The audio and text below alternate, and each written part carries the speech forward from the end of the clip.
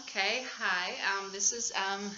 I'm Eleanor, and this is Alice. Hello. And we are ModPos from way back. Alice goes back to the first year of ModPo, 2012, and I joined for the first time 2013. And we are both Aussies. I'm from Sydney. I'm from Melbourne, sort of. I'm I'm actually from Canberra.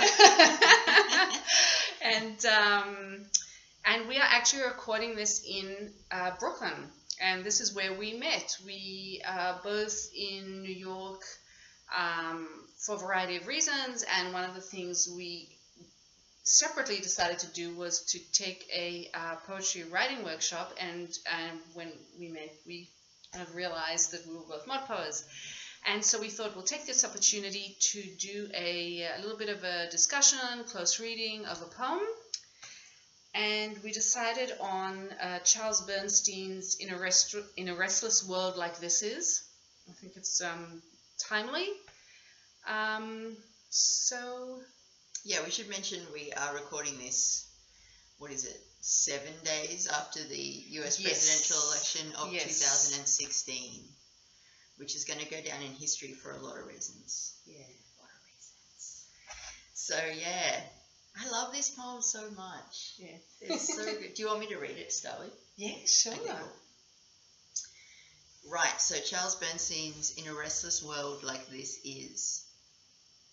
Not long ago, or maybe I dreamt it, or made it up, or have suddenly lost track of its train in the hocus-pocus of the dissolving days. No, if I bend the turn around the corner, come at it from all three sides at once, or bounce the ball against all manner of bleary-eyed fortune-tellers. Well, you can see for yourselves there's nothing up my sleeves, or notice even rocks occasionally break if enough pressure is applied. As far as you go in one direction, all the further you'll have to go on before the way back has become totally indivisible.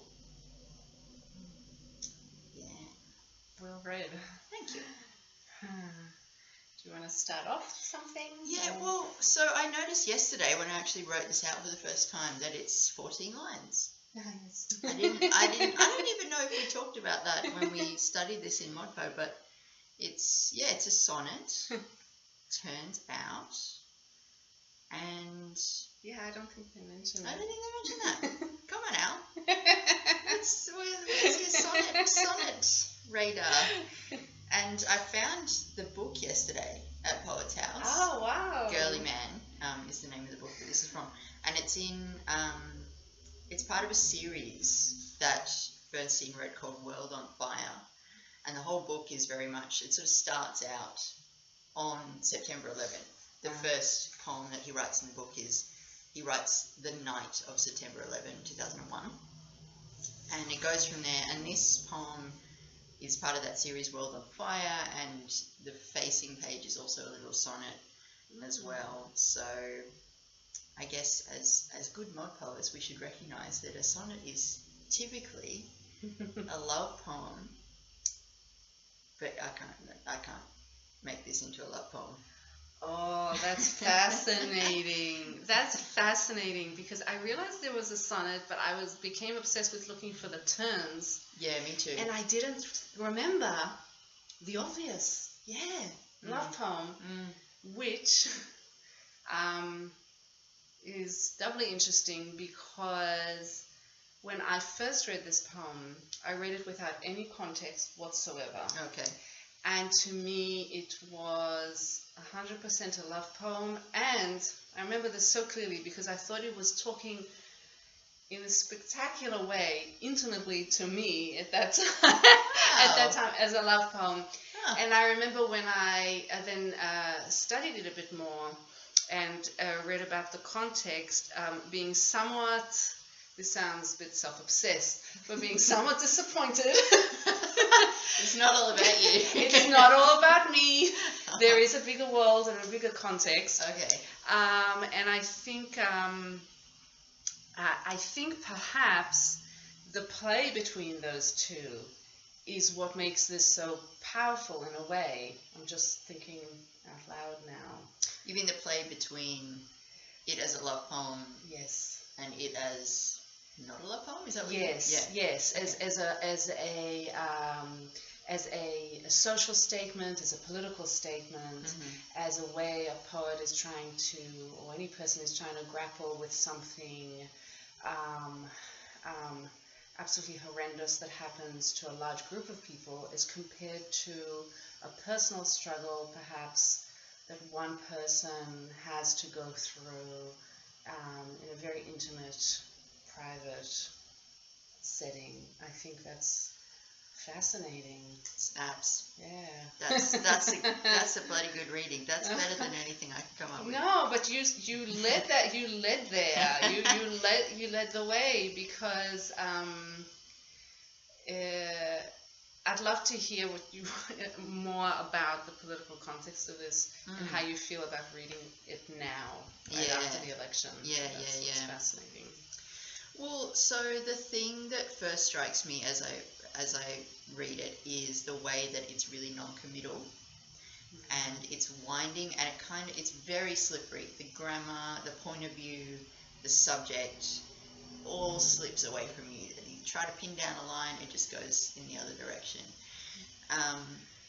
And I think obviously that's reflecting the restlessness, but it's also avoiding any kind of advice or conclusion until, I guess, the last 4 lines you sort of start to approach a bit of a conclusion. And yeah, looking more at the book yesterday, Girly Man, I noticed that sort of coming up again and again.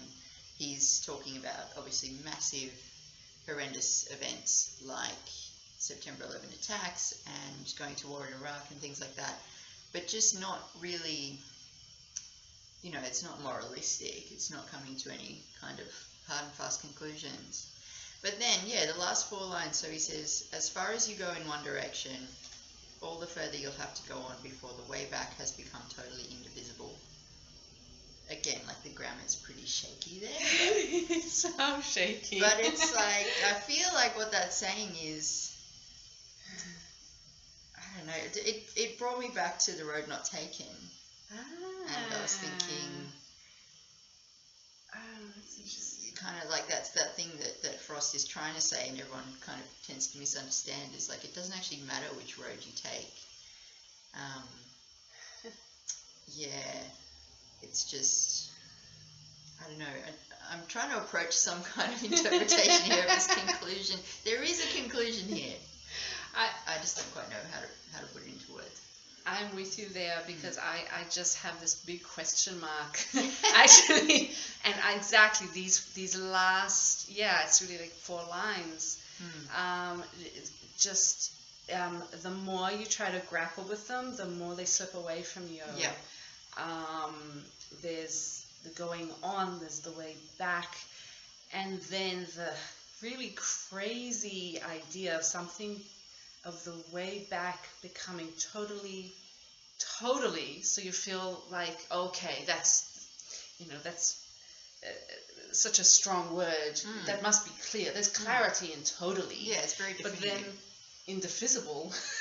Totally indivisible. I'm not, it's so hard to know, what does that mean if something is indivisible? Is it a positive? Is it a negative? Is it a physical thing? Is it an emotional thing?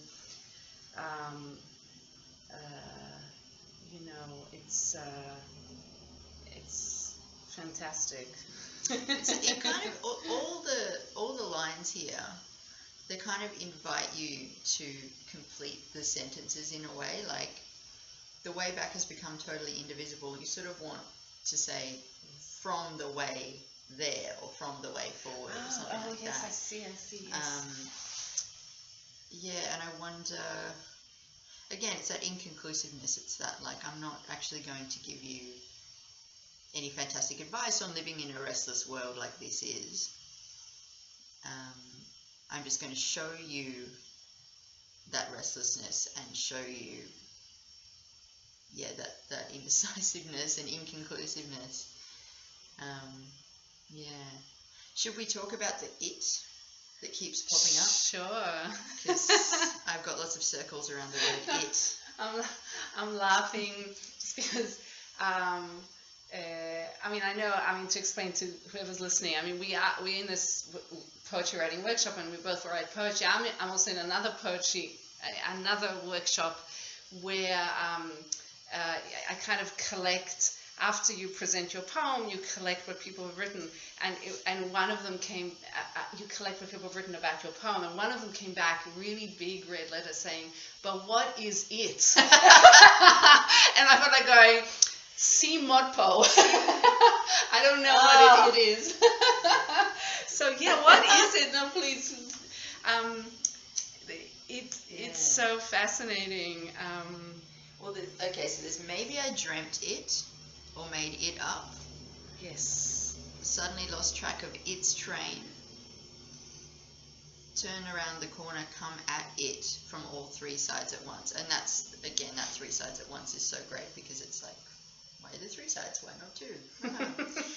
I think that's all. I think there are no more its after that. But I didn't even realize there were so many it's at the beginning, and then they disappear. Then he just sort of moves on. I guess that's the turn, maybe. Yes, they disappear just as he says, just before he says, "There's nothing up my sleeve." Well, where did those it's go, Mister? That's great. There were at least 4. There were 4. They're gone now. Now you're bouncing ball. Oh my goodness.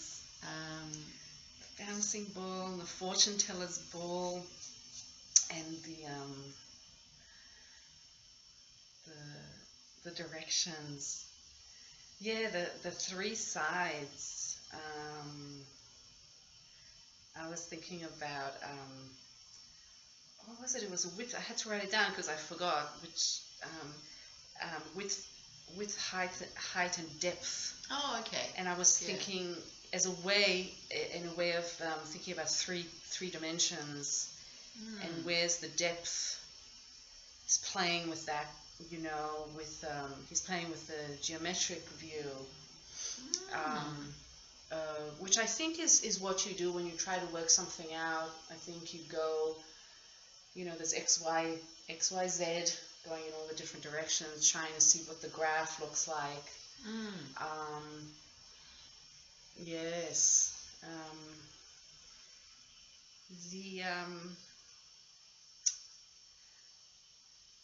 When you started talking about what it is, and then you said the restless world, and then in the title there's this, so this is. If it's okay, I'm going to bring it back now.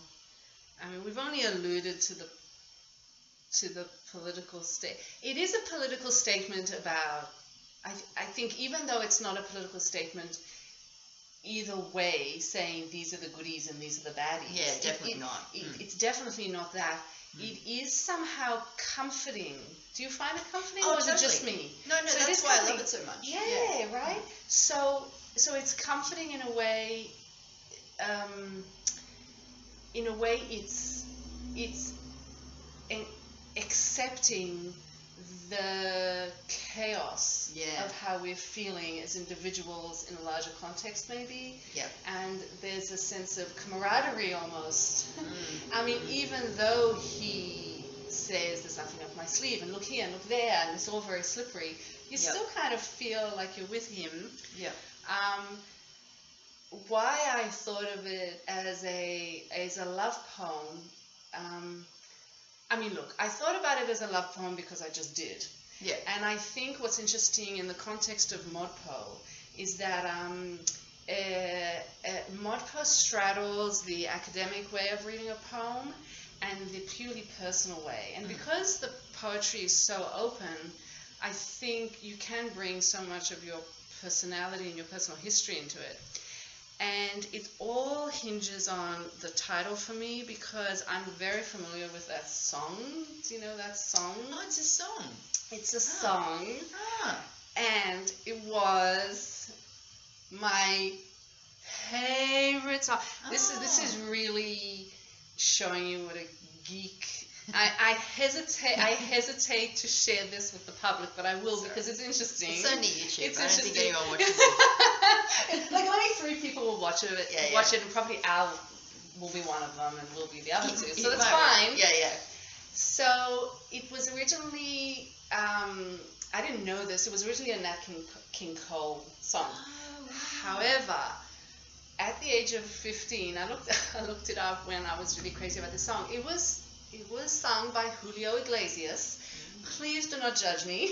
Judging you so I hard. was a very geeky 15-year-old. Yeah, yeah. And I remember clearly being on the bus, and the other kids in my class, we were on anyway, it's a long story, but they were all listening to Madonna, Like a Virgin, blah, blah, blah.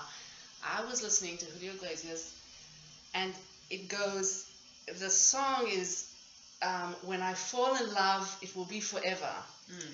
And so it goes, in a restless world like this is, love has ended before it's begun. Ah. And I hadn't fallen in love yet, and I was 15, and I was dreaming of what love would be like. And when I came across this title, I thought, oh my gosh, someone else knew about this song. Wow. So I don't think necessarily my teenage dreams of what love would be like are what the poet is speaking about. But I do think there's something to be said for the naive view of love, or the naive view of society and what happens in the world. Yeah, yeah, that's And, straightforwardness, yeah. and like when I fall in, what was it? When I fall in love, it will be forever. It'll be forever. Yeah. Or I'll never fall in love. Yeah, yeah. Yeah. Which is hysterical to me now. Like that's just the craziest thing. Oh, but God, that is how you think when you're 15, and it's so painful. But yeah, and I think this is kind of the discussion that is happening now politically. Is like we're all having to grapple with this idea of the arc of history is long, but it bends towards justice. Mm-hmm. We're all questioning that now. We're all like, does it? Does it really? Yes. I really want that to be true, but the progression doesn't feel linear. It doesn't feel in any way trustworthy. And I think in the time that Bernstein was writing this, 2001, 2004, there was again that kind of questioning of like, wait, really, are we gonna just like declare war again in the Middle East? Like, didn't we do that in the 90s? And now kind of like this moment of, wait, is everyone just gonna hate on each other again now? Like, aren't we past that? So the folding back, I think the long arc of history is kind of like this, and quite a few people have said this over the last few days, like this, it's jagged, it's not a smooth line. And that's what this poem to me does, is it reflects that kind of stop-start, winding, folding progression, or who knows if it even is a progression. Yeah, the way it's one direction and then you go back, and yeah, the way back has become still totally don't individual. know. Well said. Very well said. That's beautiful though. I love that extra layer. Now that I know what the title, where it's from, it's always fascinated me, the title, because I always wondered, why has he said like this is? Why doesn't he just finish it as in a restless world like this? Ah. So love is explains a lot. begun. Okay. Yeah, I think, it's a comforting poem. yeah. Okay. So thank you for listening. Thanks for listening. And all the best to all of you. From I always say this, from our house of possibility to yours. It's my thing. Very Okay. nice. Bye. Bye.